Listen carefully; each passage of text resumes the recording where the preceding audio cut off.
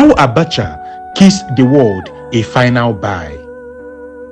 He was 54 at the time he took his final breath deep down the night of June 8, 1998 in Aso Rock, Nigeria's presidential seat of power. It was a major drama celebrated by many, mourned by some. That was the end of General Sani Abacha, the country's dreaded head of state at that time. Many years later, his former chief security officer, Major Hamza al-Mustafa, said his boss never died from eating an apple from his concubines as broadly insinuated. Instead, he said Abacha's health collapsed suddenly started on June 7, 1998, right from the Abacha's International Airport, immediately after one of the security personnel who accompanied President Yasser Arafat of Palestine shook hands with him. Shortly after the handshake, I noticed the change in the countenance of the late commander-in-chief and immediately informed the aide-de-camp, Lieutenant Colonel Abdallah, who advised that we keep a close watch on him. Later in the evening of June 8, 1998, around 6 p.m., his doctor came around and administered an injection to stabilize him. He was advised to have a short rest. Happily enough, by 9 p.m., he was bouncing and receiving visitors until much later when General Jeremiah Husseini, the then Minister of the Federal Capital Territory, came to see him. He was fond of the head of state. They were very good friends. They stayed and chatted together till about 3:35 a.m. A friend of the house was with him in my office, and as he was bidding me farewell, he came back to inform me that the FCT minister, Husseini, was out of the head of the state's guest house within the villa. I then decided to inform the ADC and other security guards that I would be on my way home to prepare for the early morning event at the International Conference Center. At about 5 a.m., the security guard ran to my quarter to inform me that Abacha was very unsuitable. At first, I thought it was a coup attempt. Immediately, I prepared myself fully for any eventuality.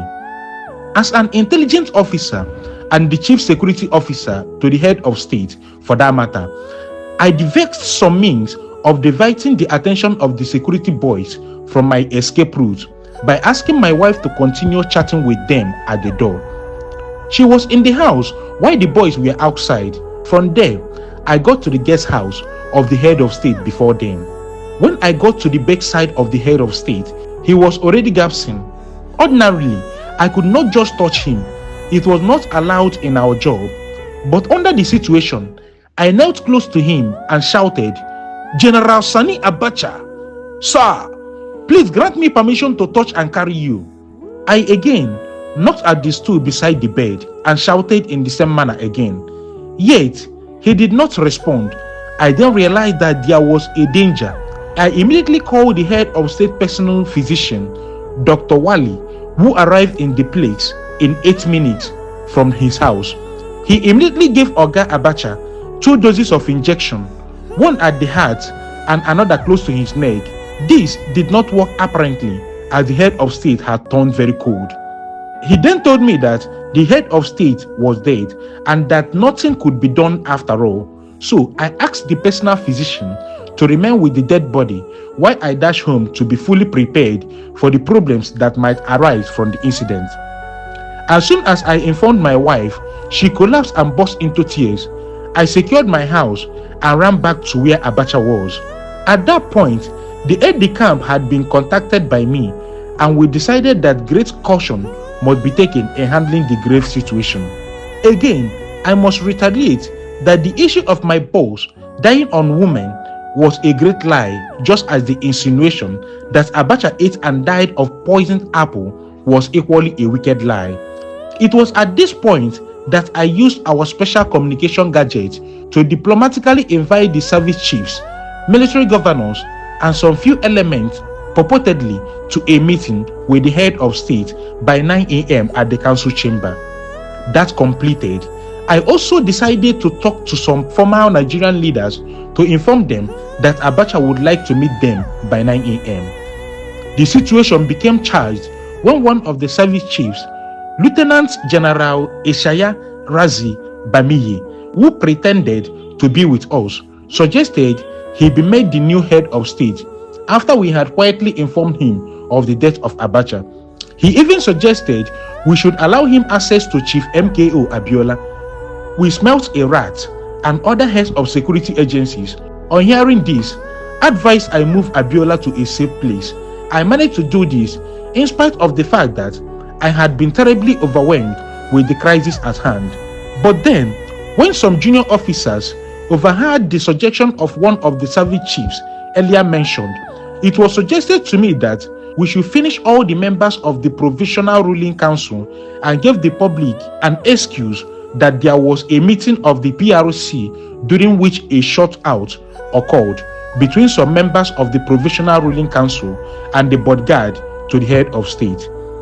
When I sensed that we would be contending with fear more delicate issues than the one on ground, I talked to General Buba Mawa and Ibrahim Sabu, who both promptly advised us, the junior officers, against any bloodshed.